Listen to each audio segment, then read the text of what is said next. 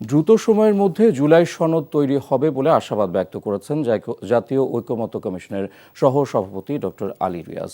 সকালে গণসংহতি আন্দোলনের সঙ্গে সংলাপের শুরুতে তিনি এ আশাবাদ ব্যক্ত করেন। এরপর সংসদ ভবনের এলডি হলে বৈঠক শুরু হয়। ডক্টর আলী রিয়াজ বলেন, পুঁজিভূত সংকট উত্তরণে সংস্কার কমিশন প্রতিবেদন দিয়েছে যে ঐক্যের মাধ্যমে ফ্যাসিবাদের পতন ঘটেছে, সেই ঐক্য বজায় রাখতে হবে। তিনি আরও বলেন, পরবর্তী প্রজন্ম এবং নতুন বাংলাদেশের জন্য এই প্রচেষ্টা। এ সময় গণসংহতি আন্দোলনের প্রধান সমন্বয়ক জুনায়েদ সাকি বলেন, অংশীজনদের ঐক্যমত্যের বিষয়গুলোই জুলাই সনদ হিসেবে গৃহীত হবে। দ্বিমত থাকা বিষয়ে জনগণের কাছে যেতে হবে।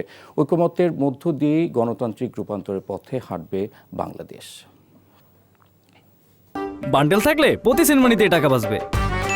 বিকাশ সেনমানি বান্ডেল কিনে জিতুন প্রতি লেনদেনে।